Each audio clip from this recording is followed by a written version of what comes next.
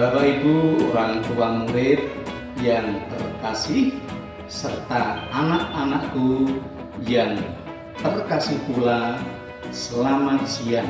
Semoga kita senantiasa berada dalam lindungan Tuhan, diberi rahmat kesehatan selalu. Bapak Ibu serta anak-anak, saat ini kita masih berada dalam situasi pandemi COVID-19. Namun, telah ketahui bersama bahwasanya pembelajaran telah dimulai pada tanggal 13 Juli 2020. Terus bagaimana cara penyelenggaraan pendidikan pada masa pandemi ini? Ya, pada masa pandemi ini pendidikan kepada anak-anak kita harus tetap berlangsung. Terus bagaimana cara yang dapat kita lakukan? Pembelajaran anak-anak tidak boleh ditinggalkan dan tetap harus diberikan. Maka cara yang dilakukan pertama, karena tidak boleh tatap muka, maka pembelajaran diselenggarakan dengan beberapa model. Beberapa waktu yang lalu, Pak Pius selaku Kepala Sekolah telah menyampaikan bahwasanya kegiatan pembelajaran nanti dilaksanakan secara daring dan luring. Nah, pada kesempatan ini saya akan menyampaikan lebih lanjut apa itu daring dan apa itu luring yang nanti akan dilaksanakan di dalam kegiatan pembelajaran yang wajib diikuti oleh anak-anak. Bapak Ibu serta anak-anak, di dalam kegiatan pembelajaran nanti kita SD Pangudi Lur Vicentius menyelenggarakan 3 model pembelajaran. Yang pertama dengan daring, yang kedua dengan luring, dan yang ketiga ini tambahan dari saya, yaitu dengan cara kombinasi. Maka berikut akan saya sampaikan apa itu daring, apa itu luring, apa itu kombinasi. Daring berarti pembelajaran itu dilaksanakan secara online. Tugas-tugas harus dikerjakan secara online. Pengerjaan soal-soal harus dikerjakan secara online. Itu berarti pembelajaran yang diselenggarakan secara daring atau online. Daring artinya adalah dalam jaringan. Yang kedua adalah luring. Apa itu luring? Luring itu luar jaringan. Berarti pembelajaran ini diselenggarakan dengan tidak menggunakan kuota internet, tidak melalui online, tetapi dilaksanakan mungkin saat di rumah kalian mengerjakan di buku-buku tugas, kalian mengerjakan soal-soal di buku latihan yang ada. Itu adalah pembelajaran dengan cara luring. Sedangkan kombinasi ini adalah pembelajaran yang diselenggarakan dengan daring dan dengan luring. Apa maksudnya? Misalnya contohnya, ketika Bapak Ibu guru kalian memberikan tugas secara online melalui WA misalnya. Terus dalam WA itu Bapak atau Ibu guru menyampaikan, silakan nanti kerjakan di buku ini halaman sekian. Itu berarti dengan cara kombinasi. Tugasnya, perintahnya disampaikan melalui WA, kalian mengerjakan di buku-buku latihan. Itu ya. Terus yang berikutnya, apakah di dalam kegiatan pembelajaran yang saat ini sedang berlangsung itu ada jadwalnya? Ini yang perlu kalian ketahui. Ya, jadwal tetap ada. Nah, jadwal itu nanti bisa diselenggarakan baik itu tatap muka. Tatap muka di sini bisa melalui virtual. Tidak boleh tatap muka langsung, tapi tatap muka virtual bisa melalui Jitsi Meet atau Google Meet. Bisa berupa pemberian tugas lewat Google Classroom atau pemberian materi lewat Google Classroom pula. atau mungkin pemberian video kepada anak-anak semua, atau bisa juga melalui WA. Nah, jelas ini ya. Terus kapan waktu pembelajaran? Tergantung kesiapan anak-anak semua. Apa maksudnya kesiapan anak-anak?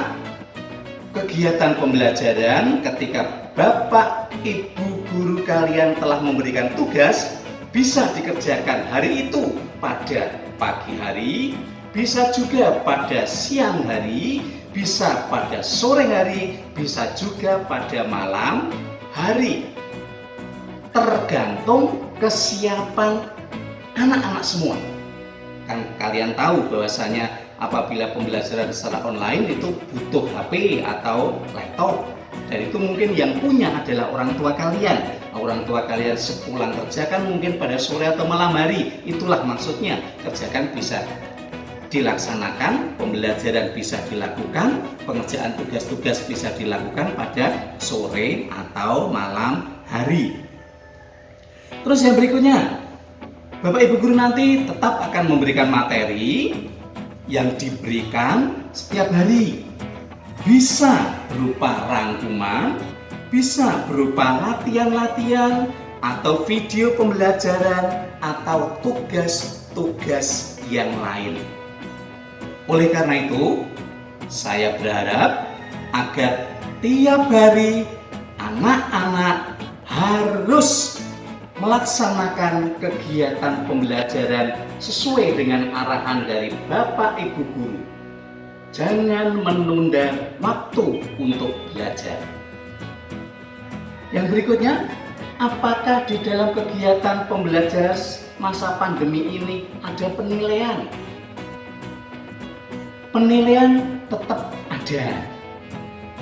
Penilaian itu nanti bisa berupa penilaian harian, penilaian tengah semester, lalu juga penilaian akhir semester.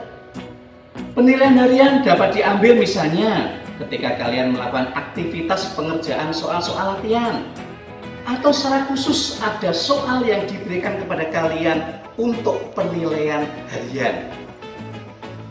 Penilaian harian nanti bisa diselenggarakan secara daring atau bisa juga diselenggarakan secara luring atau dengan cara kombinasi.